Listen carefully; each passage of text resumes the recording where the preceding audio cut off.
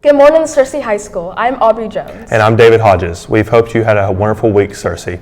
Let's start with some morning announcements. Boys soccer will have a fall tryout tomorrow starting at 3:30 at the grass field by the baseball and softball fields. You must have a current physical, cleats, and shin guards to try out. This will only be the only day to participate. The AccuPlacer will be given November 18th to 20th at 8:30 a.m. and 12 p.m. It is $15 by cash or check. Sign-ups are in the counselor's office. Johnston's will be on campus Friday, December 5th to deliver juniors' class rings. Juniors and seniors who have paid in full for their class ring will be called by the office to the cafeteria lobby after attendance has been taken for second period. For students taking college classes through ASUBB, completed registration forms are due to the counselor's office by Thursday, November 20th. Online classes sometimes fill up quickly. The sooner you turn in your forms, the better your chances of getting the classes you want.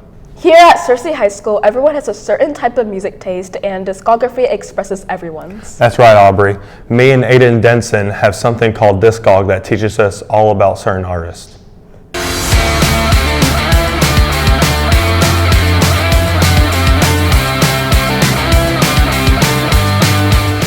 Good morning, Searcy. I'm Aiden Denson. And I'm David Hodges. Welcome back to Discography. Today we're talking about the rapper JID. He started his music career in the late 2000s after a brief college football career, releasing early mixtapes and forming the collective music group called Spillage Village. He released several independent projects, including the mixtapes Root to All Evil in 2012 and Para 2 in 2013. He began to get noticed after touring with the Earth Gang on Ab-Soul's These Days tour in 2014. J. Cole attended a show where JID was performing and expressed interest in his music. This led to a meeting where J. Cole visited JID in Atlanta and signed him to his Dreamville Records in 2017. After signing the record label, JID blew up. He released a Forever Story in 2022 with hits like Surround Sound, Cody Blue 31, and Dance Now. With me, Lord forgive me through whatever endeavors. It's JID, baby, I'm just a few letters. He has regained some popularity this year after the release of the newest album, God Does Like Ugly, but there are some mixed reviews from the fans because of the primarily religious aspects of the album. He was also a feature on the popular song Enemies by Imagine Dragons. The song was used for the intro for the animated series Arcane. JID was even animated in the show's style. I'm staying where nobody's supposed to be, posted, being a wreck of emotions, ready to go whenever you let me know. I might have to check out some of the songs. You definitely should. He's got some good ones. Why don't we ask to see what our students think? My favorite JID song was probably Working Out because my old friend introduced me to it, and it just reminds me of them and it reminds me of old memories. So. My favorite song by JID is Surround Sound. Seems JID has some good rep here at Searcy. Thanks for tuning in. I'm David Hodges. And I'm Aiden Denson. Back to the news desk. Thanks, Aiden and David. I'll definitely be listening to JID on the way home. I'm glad we are able to have such a wide range of music here that fits everyone's interests. A Searcy High School former graduate and Walmart employee who was hired by current Searcy Schools Board member Philip Williams returned to his old stomping grounds last week to talk about his current role as Secretary of the Arkansas Department of Military and 55th Adjutant General of Arkansas. It's a profound experience for me to come back and come to a place that formed me, said Brig General Olin Chad Bridges, who graduated from Searcy in 1992 and was appointed to his positions by Governor Sarah Huckabee Sanders on August 5, 2024. And I had so many memories to come back to a great community, a great school to see these students. The federal government continues to resume operations 2 days after the end of the longest shutdown in history, but advocates warn of potential continued delays getting back pay out the door, airline flights back on schedule, and food benefits. President Donald Trump signed legislation on November 12th that ended the 43-day shutdown for the record book. The White House clocked the shutdown at 42 days, 22 hours, and 25 minutes. As the government gets back on its feet, workers expect to get back pay within the next few days. Airlines are repositioning crews and planes after flight cancellations, and states are scrambling to distribute food benefits heading into the Thanksgiving holiday. The U.S. ended production of the penny Wednesday, abandoning the 1-cent coins that were embedded in American culture for more than 230 years, but became nearly worthless. When it was introduced in 1793, a penny could buy a biscuit, a candle, or a piece of candy. Now most of them are cast aside to sit in jars or junk drawers, and each one costs nearly 4 cents to make. God bless America, and we're gonna save the taxpayers $56 million. Treasurer Brandon Breach said at the U.S. Mint in Philadelphia before hitting the button to strike the final penny. The coins were then carefully placed on a tray for journalists to see the last few pennies are off to be auctioned off. Thank goodness fall has arrived. I'm a huge fan of this cooler weather. I'm ready to get my weekend started. I wonder what's the weather gonna be like. Brody Vickery has our weather updates for us. Good morning, Splissy High. Let's get into our weather news. Today we have cloudy skies at a high of 75 degrees, rain at an 8% chance, winds east-northeast at 4 miles per hour, humidity at 64% chance, and sunrise at 6:46 a.m. Now let's get into tonight's weather. Tonight we have rainy skies at a low of 59 degrees, rain at a 36% chance, winds east 2 miles per hour, humidity at 88%, and sunset at 4:58 p.m. Now let's get into our almanac. Our high is 80 degrees, our low is 25 degrees. Our monthly average of precipitation is 4.77 inches, and our month to date is 0.10 inches. Now let's get into our 5cast.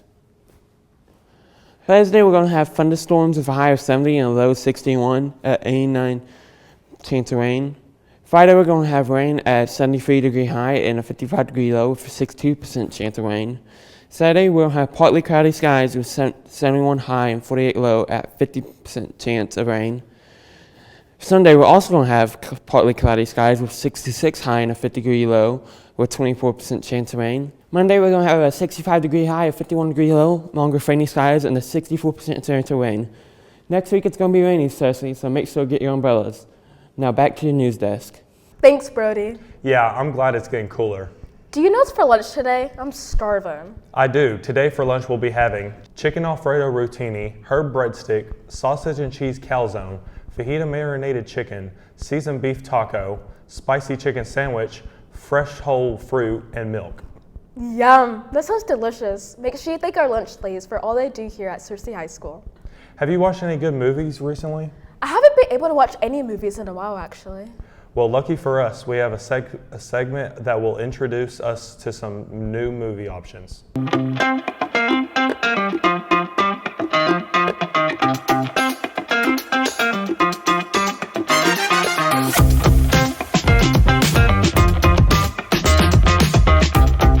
Hey Cersei, welcome to a brand new season of Two Chicks and a Flick. I'm Reagan Tyler. And I'm Kaya Fortune. Our first movie is Now You See Me, Now You Don't. Now You See Me, Now You Don't is a new American heist film directed by Ruben Fleischer from a screenplay by Michael Leslie, based on a story by Eric Warren Singer and Michelle Leslie.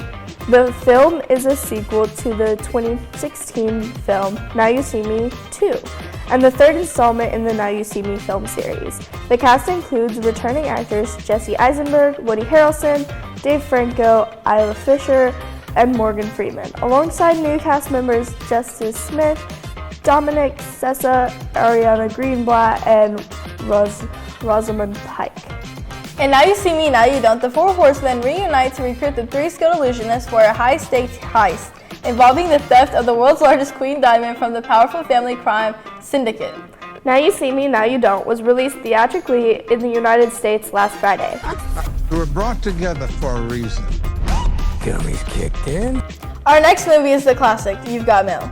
You've Got Mail is a 1998 American romantic comedy film directed by Nora Ephron. The film stars Tom Hanks and Meg Ryan alongside Parker Posey, Gene Stapleton, Dave Chappelle, Steve Zahn, and Greg Kinnear. Inspired by the 1937 Hungarian play Parfumeri by Miklos Laszlo, which had earlier been adapted in 1940 as The Shop Around the Corner and in 1949 as in The Good Old Summertime. The screenplay was co-written by Nora and Delia Ephron. You've Got Mail grossed $115.8 million in the United States and Canada and $135 million in other territories for a worldwide total of $250.8 million. The film debuted at number 1 at the North American box office above The Prince of Egypt, earning $18.4 million on its opening weekend. If you would just go away. I brought you flowers.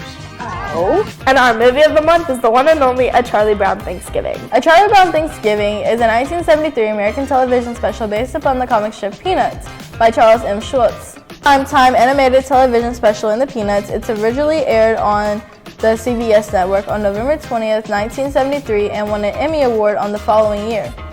It was the third holiday special after Charlie Brown Christmas in 1965 and The Great Pumpkin Charlie Brown in 1966.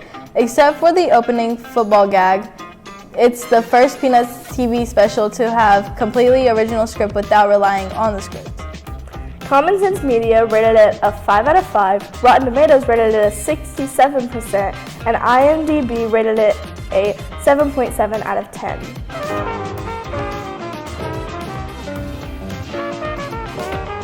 And last but not least, our Two Chicks trivia question.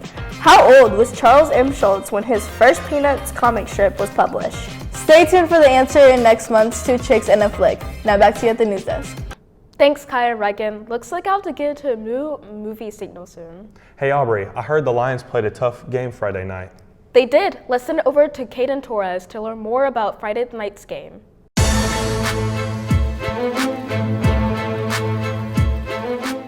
Good morning, Cersei. I'm Caden Torres. I hope you had a good weekend. Now let's get into some sports announcements. The Cersei Lions had their first playoff game last Friday with the Cersei losing 54-32.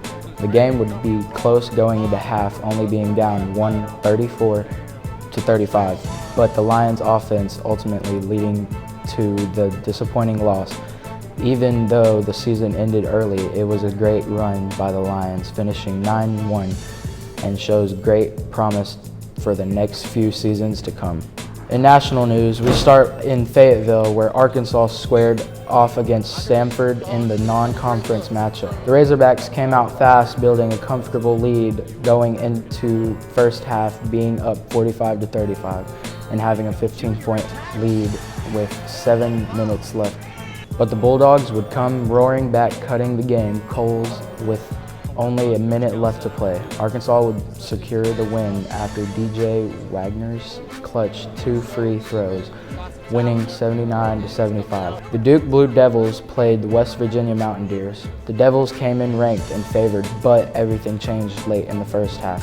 After a heated exchange at the buzzer, a brief scuffle broke out and West Virginia suddenly found itself playing the rest of the night with only 5 available players. No substitutions, no bench, and no cushion for foul trouble. Just 5 Mountaineers against a full Duke rotation, but instead of folding, West Virginia stepped in with the crowd roaring. The Mountaineers played disciplined, determined basketball. In the third quarter, those 5 WVN players took over, outscoring Duke and flipping the momentum completely. Sydney Shaw led the charge, knocking down tough shots and staying calm at the line, while Celia Revere and Riley McCluskey handled the inside work without a break. Every position mattered and every player delivered. Duke tried to push the tempo and wear them down, but West Virginia never cracked. Despite playing the entire second half without a single substitution, the Mountaineers closed out a stunning upset, a game defined by toughness, composure, and a whole lot of heart. Switching to the NFL, the Cowboys and Raiders met in gritty. Dallas moved the ball well through the air, while Las Vegas leaned on their run game to control long stretches of the clock. In the fourth quarter, the Cowboys found a rhythm and put together a clutch drive. This would be the first game after Marshawn Nealon's death, and the team dedicated the victory to him and his family. And finally, the Broncos and Chiefs renewed their rivalry in a game that lived up to expectations. Kansas City opened strong with a sharp passing attack, but Denver responded with a couple of big defense stops that kept things close, and Broncos kicker Will Lutz will drill a 35 field goal to beat the Chiefs 22-19. Well, that's all the sports updates I have for you, Cersei. Now back to the news desk. Thanks for those updates, Caden. Before we go, be sure to go over to CerseiLionPress.com and check out Nathan Adams' story over National History Day, a project led by Miss Simpson. That wraps up another episode of Lion TV. Don't forget to subscribe to our YouTube channel at Cersei High Lion TV. and to follow us at X at Lion TV, Instagram at Cersei Lion TV, and on Facebook at Cersei High Lion TV. Signing off, I'm David Hodges. And I'm Aubrey Jones. See you next time, Cersei.